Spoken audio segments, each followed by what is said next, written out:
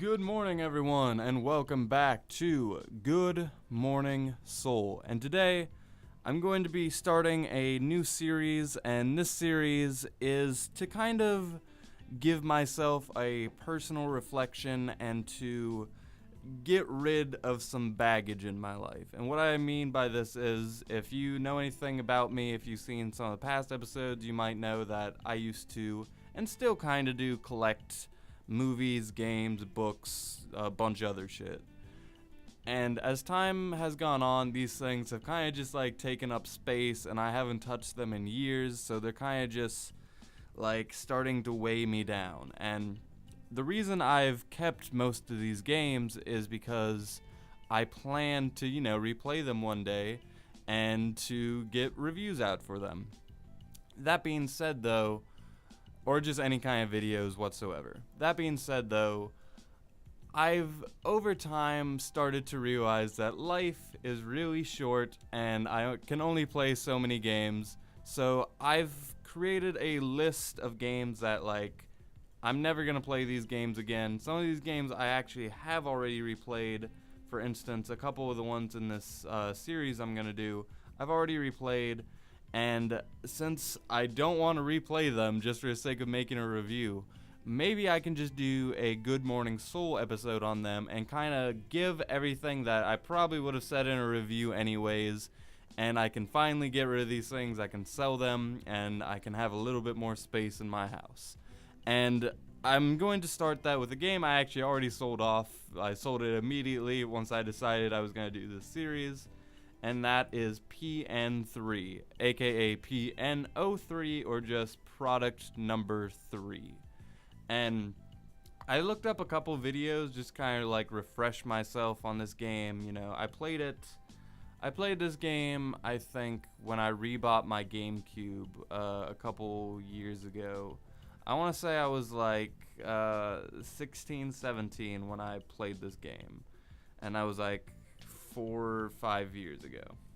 So when I played this game on the GameCube, I bought it for like $3 at GameStop. Back then I was just scrounging up money and trying to get any game I could get my hands on. And this one looked interesting. It was developed by Capcom. It was actually a part of a list of games that Capcom tried to make exclusively for the GameCube to kind of like buff out that system. I know like Resident Evil 4 was a part of that lineup, and like all the other games. I think Beautiful Joe was also in there, and I think all the other ones nobody gave a shit about. I don't think anyone played this game when it came out.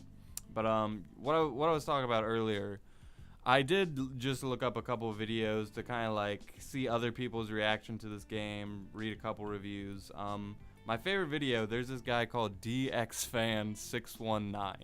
And I actually just subscribed to him because I've seen like a couple videos just browsing YouTube, and he's popped up enough times where I'm like, okay, I should probably just subscribe to this guy, because his video like really like made me it flooded all the memories back into me. And even right now I'm like watching some gameplay to refresh myself. So this game is about what most Capcom games are about, which is you are an agent, you are some kind of soldier and or just like operative, and you are going on missions. That is what half of Capcom games are about. Like there's this one game called Dark Sector, even like Bayonetta isn't, I don't know why I said Bayonetta, even the Resident Evil games are kind of like that, where you talk to someone on a phone and they're going to tell you what you're going to be doing and might give you a couple hints, and that's kind of been like the majority of the Capcom games I've played. It's been that style. And this one is no different. You are a girl named Vanessa, and she has actually pretty cool power, or not a power, but she wears these suits, and these suits allow her to kind of Iron Man style shoot like missile things out of her hands, and she can like shoot all these things out of her body. And very much like how in the Resident Evil games you can't shoot and move at the same time, you actually have to like hold your character and shoot, but other characters will be shooting at you while that happens, so it lets you have like these two little dodge buttons with the triggers. So you are like constantly like dodging and shooting, and the whole time this Vanessa character, who is very sexualized, by the way. That was the one way they were able to sell this game. They're like, oh, female protagonist, how are we gonna sell that? Well, if she's just shaking her ass for half the game, I'm sure it'll sell then. And we can have her doing like these like sexy poses on the menus, and just like even the covers, she's like doing this very like feminine thing with her hands, make sure her chest is all pointing out. That's how we're gonna get some sales for this game, and those sales didn't come, by the way. So it's a very actually kind of cool concept for the mechanics here, because once you kind of learn how to like do this style where she doesn't move like a natural character, she moves like it feels like I'm driving like a vehicle and not moving a person, because I'm using a lot more buttons than I normally would, and I'm constantly shooting, constantly dodging. But once you get good at this, it's very rewarding. Like, I remember there's so many like cool like all you're fighting is robots, by the way. You're just fighting a bunch of fucking robots, and they're just shooting at you constantly. But like the objective is always to get to the end of the level and to like try to blow up as many robots as you can on the way.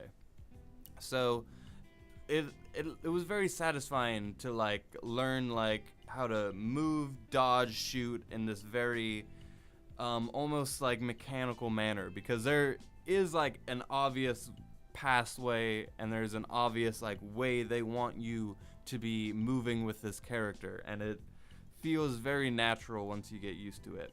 And throughout the game, you like slowly will be able to upgrade Vanessa's like suit, and like she can do more things. She can develop like these big fuck all lasers in there, and she can just like, there's a lot of boss fights. Like a lot of the levels would just end in a boss fight, and it actually is very kind of cool once you get used to it.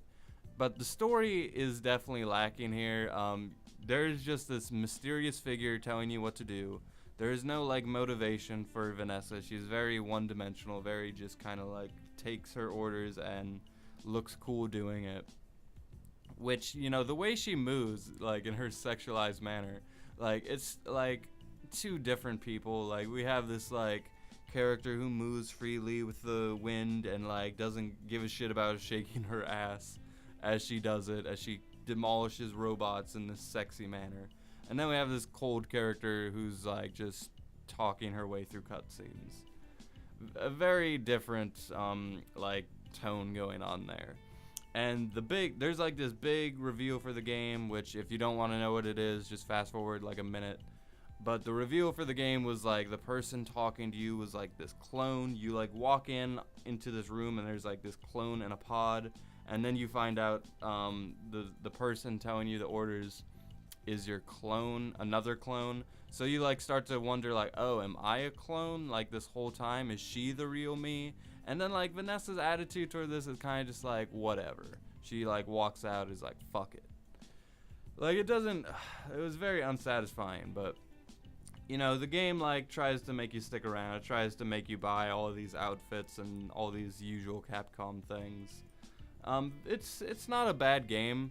It's just a little kind of lackluster. It like has some actually kind of unique qualities. I like the concept and I like the motion of the game, but it's like I felt like they had something on their hands that they kind of wasted. And I don't know if like they were just trying to get this game out there early. It just doesn't feel like a fully fleshed out game. Whereas if we just had a little bit more story, which I know like stories weren't as common back in the PS2 GameCube era, but like it just gave me a little bit of reason to care about this character.